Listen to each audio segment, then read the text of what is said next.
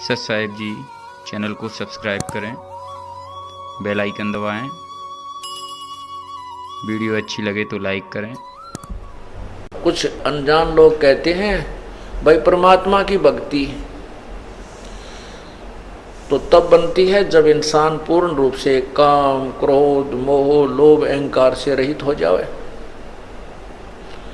तब योग युक्त हुआ जाता है। योग युक्त का अर्थ होता है भक्ति में लीन, परमात्मा से संबंध हो सकता है किस समय, जब काम, क्रोध, मोह, लोभ, अहंकार समाप्त हो जाए। तो उसके विषय में बताते हैं, कहते हैं कुरंग,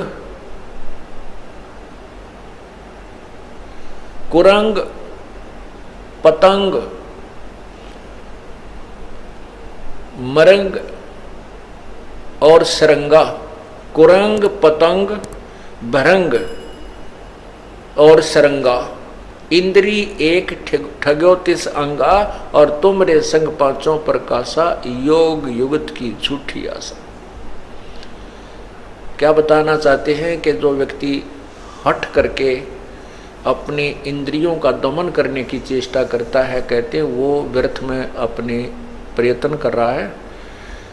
ये तो ज्ञान से और परमात्मा के उस एंटीबायोटिक मंत्र से, सतनाम से जो सांस का सिमरन है, उससे ये नर्म होंगे, ये कम होंगे, ये डाइल्यूट होंगे। और जिस तरीके से आप प्रयत्न करने की चेष्टा कर रहे हो, हठ योग करके, तपस्या करके इंद्रियों का दमन करना चाहते हो, कभी नहीं हो सकती। विकार मरे मत जानियो जो भूबड़ में आग, जैसे क्या बताते हैं कि कुरंग कहते हिरण को, मृग, उसमें एक कान का विषय होता है, अर्थात वो सुरीली आवाज के ऊपर आसक्त हो जाता है। और शिकारी जो हिरण पकड़ने वाले होते हैं, शिकारी, वो क्या करते हैं, एक जो यंत्र से, एक वादक यंत्र, बाजे में एक ऐसी आवाज निकालते हैं जो मृग को पसंद होती है, और उस शब्द के कारण इतना विवश हो जाता है, वो इतना जो है लाचार हो जाता है कि अपने आप जिस साइड से वो धुन आ रही है शब्द की, उसकी तरफ चल पड़ता है ऐसे। और शिकारी के पास आकर के ऐसे मुख रख देता है उस वादक मंत्र, उस वादक यंत्र के पास में, और ऐसे ऐसे बैठ जाता है, और वो शिकारी उसको पकड़ के बांध लेता है और मार के अपना आहार करता है। वो मृग के बस की बात नहीं है कि वो उस तरफ खिंचा ना चला जाए। फिर सपर्श, कुरंग, मतंग, भरंग और सरंगा। कुरंग, मतंग, अब मतंग कहते हाथी को। हाथी के अंदर सपर्श अर्थात काम वासना, रजोगुण अत्यधिक होता है, और हाथी पकड़ने वाले क्या करते हैं, एक हथनी को ट्रेंड कर लेते हैं, और एक जंगल में एक गड्ढा, लंबा चौड़ा गड्ढा खोद देते हैं, उसके ऊपर छत देते थे पतली पतली लकड़ियों की, और उसके ऊपर उसके ऊपर फूस डाल करके, मिट्टी डाल करके और घास डाल देते हैं। ऐसा कर देते हैं जैसे अलग से पहचान नजर नहीं आती कि यहाँ कोई गड्ढा है उस पर छत दी हुई। और उस ट्रेंड की हुई, उस प्रशिक्षित हथनी को हाथियों के झुंड में छोड़ दिया जाता है। वो सीधी ट्रेंड होती है, सीधी वहां पहुंच जाती है, और वहां हाथियों से स्पर्श करती है, अर्थात उनके शरीर से शरीर अपना टच करती है, उनको वासना के लिए प्रेरित कर देती है। और जब हाथी उसकी तरफ चलते हैं तो वो आगे आगे भाग लेती है। हाथियों के 4, 5, 6, 7, 8 जितने भी होते हैं वो उसके पीछे पीछे चल पड़ते हैं। वो हथनी सीधी उस साइड में आती है जहां से वो गई थी अपने पैरों पद चिन्हों के साथ साथ, और वो सीधी आती है। हाथी उसके पीछे भाग रहे होते हैं। वो ट्रेंड होती है कि वो एक बार उस गड्ढे से थोड़ा सा उल्टा होकर के ऐसे घूमती है, फिर दूर से हटके फिर उसी साइड पर भाग लेती है। तो हाथी इधर ना जाकर के सीधे ही उसके पीछे उस वासना वसंधे होकर के दौड़ते हैं, और वो गड्ढे में गद्दाए गद 4, 5 कट्ठे फिट हो जाते हैं उसमें। और फिर वो चिंगाड़ मार मार कर रोते हैं गड्ढे में गिर जाने के उपरांत। और जब वो बिल्कुल चिल्ला चिल्लू के फिर वो बाकी हाथी भाग जाते हैं डर के, तो वो वहाँ चिल्ला चिल्लू के अपना नितान खूब बिल्कुल सेट हो जाते हैं। जब उनको ऊपर बैठ के वो हाथी पकड़ने वाले अंकुश ठोकते हैं बुरी तरह, उनको बिल्कुल वहीं से सेट करके जब बाहर निकालते हैं, आगे गड्ढा खोद करके बाहर निकाल लिया जाता है। और फिर क्या करते हैं, उन हाथियों को गांव गांव में शहर शहर में ले जाकर उसको एक अपना जो है ना सवारी बना लेते हैं, और उससे रोजी रोटी कमाते। सारी उम्र के लिए फंस गया, एक वासना के कारण सारी उम्र के लिए परवश हो गया। फिर बताते हैं रूप, शब्द स्पर्श रूप रस गंध। रूप जैसे पतंगे होते हैं और दीपक के जग रहा है उसके ऊपर आकर के वो इतने विवश हैं, इतने आसक्त हैं उस रूप के ऊपर, वो पतंग उस दीपक को एक अच्छी वस्तु जानकर उसके ऊपर गिर जाते हैं और गिरते ही मर जाते हैं। उस रूप के ऊपर आसक्ता उसको कितनी महंगी पड़ी, अपने जीवन से हाथ धो बैठा।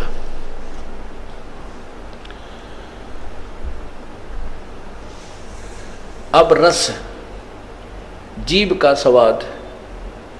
मछली को पकड़ने वाले एक मांस का टुकड़ा एक तार के लोहे के हुक में डाल के कांटे में और रस्सी बांध करके जल में छोड़ देते हैं, और मछली आती है उस मांस के टुकड़े को खाने के लिए मुंह उसमें डालती है, वो झटका दे देता है, उसके वो हुक मछली के मुंह में फंस जाता है, उसको बाहर पटक देता है।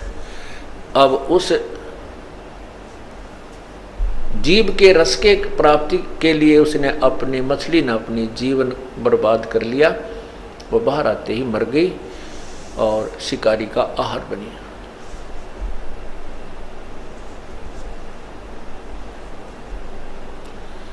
अब गंध, महक, इसके लिए भंवरा विवश होता है, भंवरा, और वो फूल पर बैठ जाता है, और शाम के समय वो इतना वो आसक्त होता है कि उस पर उठा नहीं जाता उस सुगंध को छोड़कर, और वो फूल बंद हो जाता है, भंवरा वहीं पर मर जाता है रात्रि में। कहते हैं शब्द स्पर्श रूप रस गंध। क्या बताते हैं कि कुरंग मतंग पतंग भरंग और सरंगा है, इंद्री एक अर्थगोतिस अंगा, तुमरे संग पांचों पर कासा। और ये योग युगत की भाई झूठी आशा, ये तुम्हारी बनावटी बातें। तुम्हारे साथ तो ये पांचों विकार इकट्ठे ला रखे, और उनमें एक एक विकार के कारण उन प्राणियों की जान चली गई, वो नहीं हट सके, उनको नहीं त्याग सके, वो इतने विवश हैं, और आपके साथ तो काल ने पांचों जोड़ दिए। ये योग युगत की झूठी आशा। कहते हैं विकार मरे मत जानियो जो भूबल में आग। जैसे राख के अंदर अग्नि का अंगार दबा दिया जाता है और ऊपर से वो ऐसी बन जाती है वो राख ऐस कि जैसे ये बिल्कुल गर्म नहीं है और इसमें कोई आग नहीं है। ऐसे हाथ रख के देख ले तो भी महसूस नहीं होती, ऐसे लगते हैं जैसे ये तो बिल्कुल ठंडा हो गया। और उसने करेड़ के देखा, हटा कर देखते हैं तो और तेज आंच से अंगार निकलता है। कहते हैं विकार मरे मत जानियो जो भूबल में आग। जैसे भगवान शिव को सती पार्वती जी ने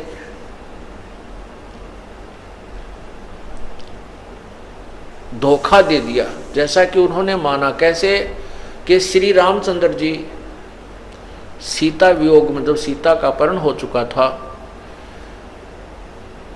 तो रामचंद्र जी बहुत बुरी तरह पछाड़ खा खा कर रो रहे थे, डकरा रहे थे, पशुओं से पक्षियों से पूछ रहे थे मेरी सीता देखी, मेरी सीता देखी, कहाँ गई, किसने।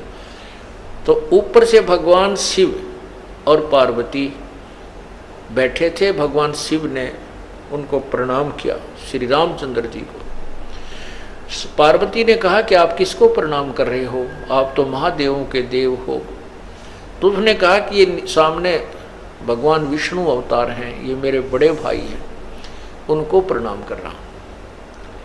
वो कहने लगी ये भगवान है? कहाँ ये भगवान है। पार्वती बोली कि मैं नहीं मानू, भगवान और रो रहा है, भगवान रोते हैं कभी? तो भगवान शिव ने कहा कि इनकी पत्नी ये लीला करने आए हुए हैं, इनका यहाँ ऐसे ऐसे जन्म है और इनकी पत्नी को कोई उठा ले गया है, उसके वियोग में रो रहे हैं, सीता के वियोग। तो पार्वती जी के मन में ये बात आई कि मैं इनकी परीक्षा लूंगी। भगवान शिव से कहा कि मैं श्री रामचंद्र जी की परीक्षा लूंगी, मैं सीता रूप बनाऊंगी, इनके सामने जाऊंगी, यदि मुझे पहचान लेंगे मैं पार्वती हूं तो मैं इन्हें भगवान मान लूंगी, अन्यथा नहीं। भगवान शिव ने कहा कि यह गलती मत कीजिए, तुम मेरे काम की नहीं रहेगी। तब तो उन्होंने कह दिया अच्छा जी मैं नहीं परीक्षा लूंगी, लेकिन भगवान शिव का इधर उधर होते ही उसने तुरंत सीता रूप बनाया और श्री रामचंद्र जी के सामने पहुंच गए। तब रामचंद्र जी ने कहा कि हे दक्ष पुत्री, आप यहां कैसे आए, भगवान शिव को कहां छोड़ आए? बड़ी शर्मिंदा हुई और कहा कि आप सचमुच भगवान हो, प्रभु हो, आपने मुझे पहचान लिया। अब पुण्यात्माओं यहां पर देखना, गीता जी में लिखा है तीसरे 7वें अध्याय के 9 से 10 श्लोक में, 9-10 श्लोक में कि मैं विद्वानों का विद्वान और मैं जो है ना बलवानों का बलवान बल और बुद्धिमानों की बुद्धि ये मेरे हाथ में है। जैसे श्री रामचंद्र जी को अपनी पत्नी के विषय में तो पता नहीं, उसको कौन उठा ले गया, और सीता को पहचान लिया ना, उस क्या नाम है पार्वती जी को पहचान लिया कि तू सीता नहीं है, पार्वती है। ये ऐसा ये क्या कहानी है? अब पहले तो ये संत ऋषि जन कह दिया करते तो लीला कर रहे थे, या क्या लीला थी भाई? ये कोई नाटक कर रहे थे कि भाई ऐसे करना ही था, बुरा हाल हो रहा है, रो रहे हैं? नहीं, ये काल के हाथ में रिमोट है। जब चाहे ब्रह्मा विष्णु महेश सभी प्राणियों की बुद्धि को ऑफ कर देता है, जब चाहे ऑन कर देता है। भगवान राम की बुद्धि ऑफ कर रखी थी और जब पार्वती परीक्षा लेने गई तो उसकी बुद्धि को ऑन कर दिया काल ने, इस ब्रह्म ने, जो ब्रह्मा विष्णु महेश के पिता हैं। और उधर से जब महाभारत के युद्ध में अर्जुन को शक्ति दे दी और ना जाने कितने सैनिकों की हत्या कर डाली उसने, और वही अर्जुन, वही धनुष, जब भगवान श्री कृष्ण जी की मृत्यु के उपरांत और यादवों का जो पूरा द्वारका ही नष्ट हो गई थी, पूरा कुल नष्ट हो गया था, उसके बाद श्री अर्जुन जो है गोपनियों को और भगवान श्री कृष्ण जी की 16,000 रानियों को लेकर के आ रहा था। रास्ते में जंगली लोगों ने अर्जुन को पीटा और सभी औरतों के गहने छीन ले गए, लूट लिया उनको, और कुछ एक औरतों को भी अपने साथ ले गए। अर्जुन का हाथ भी ना उठा। वही धनुष था, वही अर्जुन था। तब अर्जुन रोता है कि ये कृष्ण बड़ा छलिया था, इसने हमारे साथ धोखा ही धोखा किया। जब हमारे से पाप करवाना था, जब मुझे शक्ति दे दी, और आज मैं खड़ा खड़ा पिट रहा हूँ, वही अर्जुन हूँ और वही बाण है। आज मेरे से बाण उठाया भी नहीं जा रहा है, मेरी शक्ति कहाँ गई। परमात्मा बंदी छोड़, कबीर साहब कहते हैं, जो तुम्हें सबको नचा रहा उसका तो तुम्हें पता नहीं। श्री कृष्ण छलिया नहीं था, ये तो वो काल था जो इनको सबको नचा रहा है। अब उधर से भगवान श्री शिव जी को पता चला कि पार्वती आप परीक्षा लेकर आई हो। अब ऑन कर दी बुद्धि काल ने उसकी, शिव जी की, कि नहीं तू परीक्षा लेकर आई है। तब वो शर्मिंदा होगी, ने बोली गलती बन गई मेरे से। तो उसने कहा भगवान शिव ने कि आज से तू मेरे लिए पत्नी रूप में स्वीकार्य नहीं है, क्योंकि आपने मेरे बड़े भाई की पत्नी का रूप धारण कर लिया, सीता जी का रूप धारण कर लिया, इसलिए मेरे लिए तू मां के तुल्य होगी। और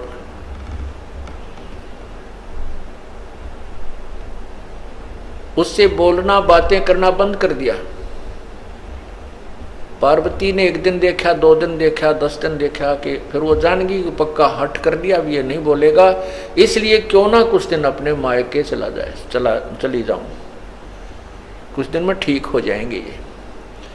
अब मायके गई तो वहां क्या देखा,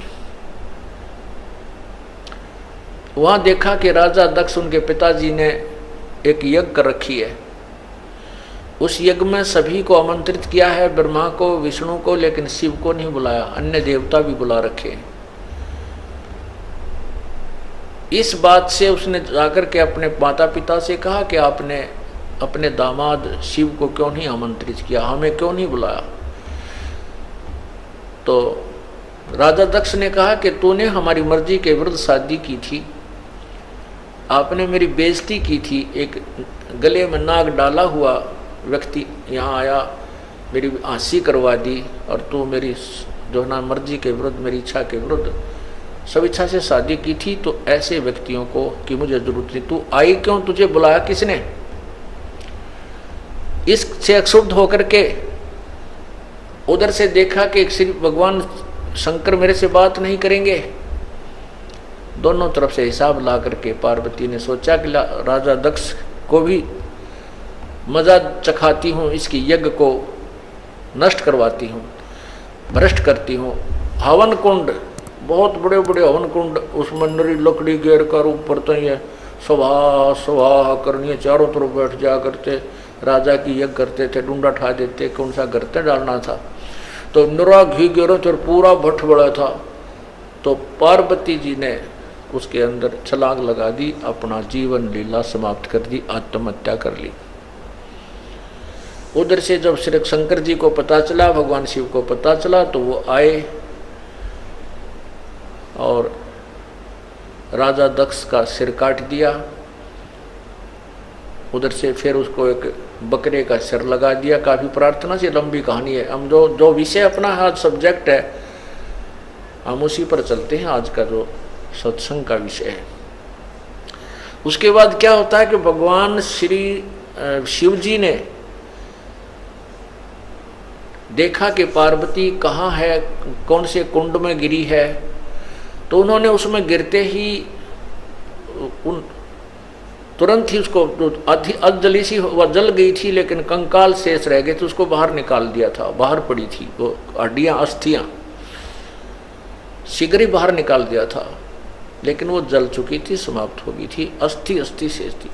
तो भगवान शिव जी ने उस पार्वती जी की, सती जी की उस अस्थियों को पार्वती समझ के इतना मोह, ओए होए, काम क्रोध मोह लोभ अहंकार, लोभ मोह, ये मोह प्रमाण देते कितना प्रबल होता है। भगवान शिव ने उस पार्वती के कंकाल को, हड्डियों को सीने से लगाया ऐसे, और 10,000 वर्ष तक उनको लिए फिरता रहा जंगल में, इधर उधर उसको पार्वती समझ के। ऐसे पागलों जैसा हाल हो गया भगवान शिव का। तब कहते हैं भगवान विष्णु ने सुदर्शन चक्कर मार के और पार्वती जी के कंकाल के टुकड़े टुकड़े किए कि जब तक ये टुकड़े टुकड़े नष्ट नहीं होगा शरीर, तब तक भगवान शिव का मोह इससे भंग नहीं होगा। तो जहाँ पर आँख गिरी, वहाँ जहाँ आँखों वाले स्थान गिरा हड्डी ही, वो तो नैना देवी बना दिया मंदिर। जहाँ पर धड़ गिरी वहाँ पर वैष्णो देवी का मंदिर बना दिया। ऐसे ये मंदिरों की स्थापना हुई। अब इसमें काफ़ी सत्संग में बहुत सा निर्णय आपको मिलेगा। अब जैसे नैना देवी का मंदिर क्यों बना, वैष्णो देवी का मंदिर कैसे बना, जहाँ पर भगवान शिव के पार्वती जी के जो अस्थियां थी उसका धड़ गिरा था नीचे का हिस्सा, उसको वहीं पर जमीन में गाड़ कर अंतिम संस्कार किया गया और उसके ऊपर एक यादगार बना दी, गुंबद सा बना दिया कि आने वाले समय में ये यादगार बनी रहे कि भगवान शिव के ने ऐसी लीला की थी, पार्वती ऐसे हुआ था। और उसकी यहाँ पर ये धड़ को अंतिम संस्कार किया गया था। जहाँ नैन पड़ी वहाँ पर नैना देवी का भी इसी प्रकार यादगार बनाई थी कि आने वाले समय में कहीं न ऐतिहासिक बातों को कोई झुठला ना दे। अब उसकी पूजाएं शुरू होगी। वो एक मात्र यादगार हैं, वहाँ पूजा करने से कोई लाभ नहीं होता। अब क्या होता है, अब भगवान शिव का वो मोह भंग हुआ कि तू तो अस्थियां लिया फिर रहा था, ये तो पार्वती नहीं थी। फिर उसके मन में आया कि देख तेरे साथ कैसी समस्या ही कि एक वासना तेरे अंदर जो काम रूप है, जो काम तेरे अंदर है, वासना है, स्त्री की इच्छा जो है, इसके कारण ही तो मैंने विवाह किया। और विवाह किया तो मेरे साथ धोखा किया, पार्वती ने मेरे से झूठ बोला और पीछे से जाकर उसने सीता का रूप बना। मैं सबसे प्रिय समझता था इसको कि ये मेरे सामने कभी झूठ नहीं बोलती, उसने मुझे धोखा दे दिया। तो क्यों ना ऐसा यत्न करूं कि मैं अपने इस विषय वासनाओं को, अपने रजोगुण को, अपने काम को समाप्त कर दूं तपस्या करके, मुझे भविष्य में स्त्री की आवश्यकता ही ना पड़े। इस उद्देश्य से भगवान शिव ने 88,000 वर्ष तक तपस्या की और कहते हैं कामदेव को नष्ट कर दिया। ये काल बड़ा चालबाज है। उसने एक भेज दिया अपना ड्रामा करके, उसने कहा मैं कामदेव हूँ, मुझे माफ़ कर दो, माफ़ कर दो। भगवान शिव ने उसको अपने त्रिशूल आदि से दृष्टि से नष्ट कर दिया कि मैं तुझे नष्ट कर देता हूँ। अब भगवान शिव जी ने सोचा ले कट गया रो, कामदेव न मर गया, अब तू निश्चिंत हुआ। अब कुछ वर्षों के बाद काल भगवान को याद आई बात। कुछ वर्षों के बाद काल भगवान के मन में आया कि इस प्रकार जैसे आज भगवान इस शिव ने साधना करके और ये मान लिया है कि मैंने अपनी वासनाओं को नष्ट कर लिया, आने वाले समय में इसकी देखा देखी और भी कोई ना कोई ऐसे बैठ जाएंगे और ये ऐसे बैठने लगे तो तेरा काम बंद हो जाएगा, क्योंकि संतान उत्पत्ति होगी नहीं, तू खाएगा कहाँ से। इसको ये चिंता और लगी रहती है। उसी समय रिमोट से, क्योंकि 21 ब्रह्मांड के जितने भी प्राणी हैं और जिनके हेड ऑफ द डिपार्टमेंट्स हैं, उन सब के रिमोट इसके हाथ में है। तो इसने उसी समय अपने प्रेरणा से शंकर भगवान के मन में ये प्रेरणा पैदा कर दी कि कहते हैं जब सागर मंथन हुआ था तीसरी बार, उसमें एक अमृत का कलश निकला था, एक मदिरा का कलश निकला था। राक्षसों ने अमृत का कलश ले लिया था और भगवान विष्णु ने एक मोहनी, एक स्त्री का, सुंदर स्त्री का रूप बना करके और राक्षसों को अपनी तरफ आकर्षित करके, धोखा दे करके वो कलश बदल दिया था। शराब का तो उनको दे दिया था, अमृत का उठा लाई थी। तो उनके मन में आती है, भगवान शंकर के मन में ये आई कि उस समय भगवान विष्णु लड़की के रूप में, स्त्री के रूप में कितने सुंदर लग रहे होंगे। आज मैं चल के उनके पास, विष्णु जी के पास चल के उनसे प्रार्थना करता हूँ कि आप अपना वो रूप बनाइए, दिखाइए मुझे जो आपने सागर मंथन के समय राक्षसों को धोखा देने के लिए बनाया था, स्त्री रूप बनाइए। क्योंकि उस समय मैंने विष को ग्रहण कर लिया था और मुझे नशा बन गया था, मैं नहीं देख पाया था। इतना विचार करके भगवान शंकर जी विष्णु जी के द्वार पर जाकर बैठ गए। आओ भगत हुई, प्रणाम हुआ, पूछा कैसे आना हुआ महादेव। तब भगवान शिव ने कहा कि भगवान आज मैं आपके पास एक विशेष कार्य से आया हूँ। मैंने सुना है कि आपने जब राक्षसों से वो अमृत का कलश छीना, वापस लिया और मदिरा का उनको दिया, तो आपने स्त्री रूप बनाया था और मैं उसको देख नहीं सका क्योंकि मैंने वो विष ग्रहण कर लिया था। आज मैं आपका वो रूप देखना चाहता हूँ, मुझे एक बार वो स्त्री रूप बनाकर दिखाइए। अब भगवान विष्णु जी कहने लगे, भोलेनाथ वो तो कोई मजबूरी थी, कोई समय था, अब बता मुझे शर्म नहीं आओगी, मैं लड़की बन के खड़ा हूं तेरे सामने। भगवान शिव जी कहने लगे, मैं बैठ गया आपके द्वार पर और जब तक मुझे रूप नहीं दिखाओगे मैं नहीं जाऊं। भगवान विष्णु को पता था कि ये भगवान तो भाई 88,000 वर्ष तक तप करके आए और यहाँ बैठ गया, ये उठे कोई ना मन माने 10,000 वर्ष तक, तो इससे भी पीछा छुटवाना आवश्यक है। ऐसे ही बात बूत करके, मजाक मजूक करके और अपने महल की तरफ चले गए। भगवान बैठो भोलेनाथ अभी आता हूँ मैं। तो वहां से अंतर्ध्यान होकर के भगवान शिव अकेले बैठे थे बाहर बरंडे में और सामने बहुत सुंदर बाग था, वन था। थोड़ी सी दूरी पर भगवान विष्णु ने सुंदर लड़की का रूप बनाया, अर्धनग्न शरीर उसका, और भगवान शिव ने इधर देखा, कोई नहीं देख रहा है तो उठकर चल भाग लिए उस लड़की के पीछे। और भगवान शिव जी और विष्णु जी जो स्त्री रूप में था वो थोड़ा सा और माड़ी सी स्पीड पकड़ के आगे को चलने लगे। आखिर में भगवान शिव ने दौड़ के उसका हाथ पकड़ दिया। तब तक भगवान शिव की बहुत बुरी हालत हो चुकी थी, जो यहाँ वर्णन भी नहीं की जा सकती, उनके इतिहास में लिखा है। उसी समय भगवान विष्णु जी ने अपने विष्णु रूप बना लिया। जब उनके मुंह की तरफ देखकर ये सती थी, तो भगवान विष्णु ने कहा कि ऐसे मूर्ख बनाया था जैसे आपको बना दिया, राक्षसों को मैंने ऐसे मूर्ख बनाया था। अब यहां परमात्मा क्या कहना चाहते हैं बंदी छोड़ कबीर साहब जी? कहते हैं जैसे अग्न काष्ठ के माही है, व्यापक पर दिखे नाही, ऐसे कामदेव पर चंडा, व्यापक सकल दीप नो खंडा। जैसे लकड़ी में आग है लेकिन दिखाई नहीं देती, और जब इसको तिल्ली लगाई जाएगी तो ये अग्नि रूप धारण कर लेगी। कहते हैं जैसे अग्नि काष्ठ के माही है, व्यापक पर दिख नाही, ऐसे काम देव पर चंडा, और व्यापक सकल दीप नौखंडा। विकार मरे मत जानियो, जो भूबल में आग, इसका तरीका ही दूसरा है। इसको